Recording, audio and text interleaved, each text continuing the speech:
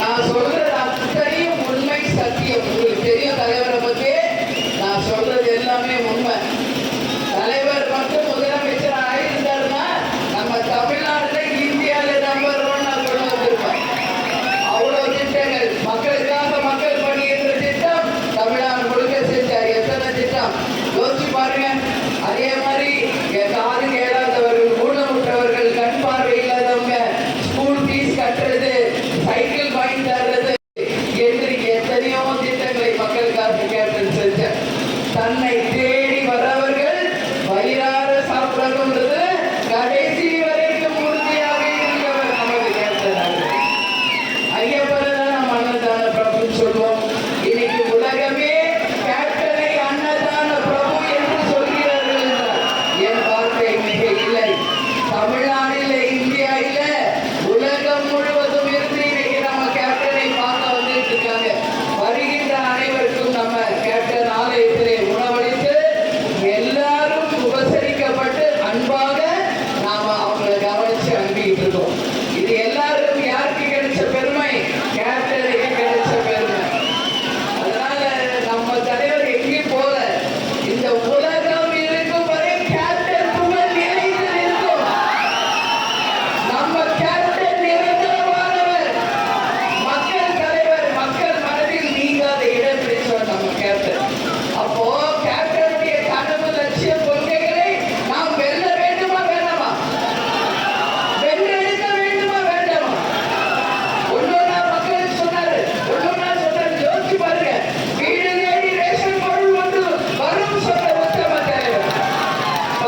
படிக்காத இளைஞர்களுக்கு வேலை வாய்ப்பு, அனைவருக்கும் இலவச கல்வி, இலவச மருத்துவம், லஞ்சம் ஊழல் இல்லாத நேர்மையான ஆட்சி, பெண்களுக்கு பாதுகாப்பு, வரதட்சணை கொடுக்கவும் கூடாது, வாங்கவும் கூடாது, டாஸ்மாக் போதை இல்லா தமிழ்நாட்டை உருவாக்குவோம், விவசாயிகளும் நெசவாளர்களும் வாழ்ந்ததாக சரித்திரம் இருக்க வேண்டும் என்று சொன்ன ஒரு உத்தம தலைவர். இது மாதிரி அவர் சொன்னதை நான் சொல்லணும்னா விடிய விடிய நான் பேசிக்கிட்டே இருக்கலாம். அவ்வளவு திட்டங்களை மக்களுக்காக வகுத்து மக்களுக்காகவே பேசினவர் நமது கேப்டன். இந்த திட்டக்குடி எப்பொழுதுமே கேப்டன் கோட்டை. 2011 முரசு வென்றது, மீண்டும் 2026 திட்டக்குடி தொகுதியை முரசு வென்றது என்கின்ற வெற்றி சரித்திரத்தை நிச்சயமாக நம்ம மக்களாகிய நீங்கள் கட்டாயம் அந்த சரித்திரத்தை உருவாக்கணும் என்று எல்லாரையும் பார்த்து நான் கேட்டுக்கொள்கிறேன். ஏன் சொல்றேன்றதை புரிஞ்சுக்கணும். இப்ப நான் திட்டக்குடி பேரூராட்சியில நகராட்சியில பேசிட்டு இருக்கேன். நம்ம மக்களுக்கு ஜெயிச்சு வந்தா நம்ம வேட்பாளர் என்னெல்லாம் வாக்குறுதி கொடுக்கிறாருன்றதை இப்ப உங்களுக்கு சொல்றேன். இங்க நகர பேருந்து நிலையத்தில் சுமார் 90 லட்சம் செலவில் புதுப்பிக்கப்பட்ட கழிவு நீரும் மழை நீரும் கலந்து ஓடுது. இந்த நிலையை மாற்றி மக்களுக்கு ஒரு சுகாதாரமான ஒரு பேருந்து நிலையத்தை நிச்சயமாக நம்ம வேட்பாளர் வந்து செய்வார். அதே மாதிரி பாதாள சாக்கடை திட்டத்தை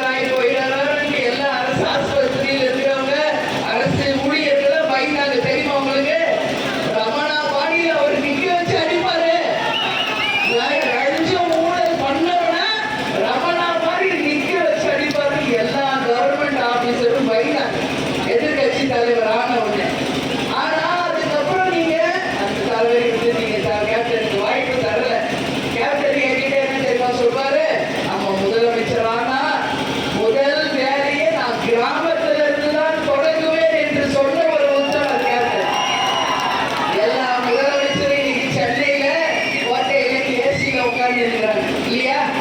ஆனா கேப்டன் முதலமைச்சர் ஆகியிருந்தா ஒரு நாளைக்கு ஒரு மாவட்டத்துல இருந்தா முதலமைச்சருக்கான பணியையே கேப்டன் செய்திருப்பார். இதுதான் உண்மை. அதனால யாருக்கு அதிர்ஷ்டம் இல்லைன்னு நான் ஃபீல் பண்றேன். தமிழக மக்களுக்கு தான் அந்த வாய்ப்பு இல்லை, அதிர்ஷ்டம் இல்லாம போயிடுச்சு. அதனால கேப்டன் ஏமாறல, மக்கள் தான் ஏமாந்துட்டாங்க. நம்ம நாடு தான் அவரை இழந்துருச்சு. அதை சொல்ற நிச்சயம் போனது போட்டோம்.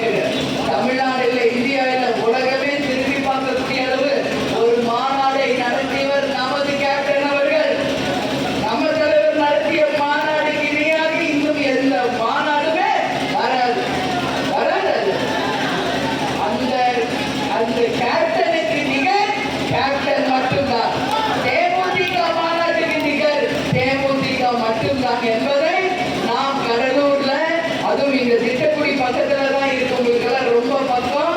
கட்டாயம் நீங்க எல்லாரும் வந்து கலந்து கொள்ள வேண்டும் என்று உங்க எல்லாரையும் பார்த்து கேட்டுக்கிறேன். ஆமா, வரலாற்று சாதனையை படைத்து நமது கேப்டன் அவர்களுக்கு நாம் உண்மையானவர்கள் என்பதை அந்த தேர்தல்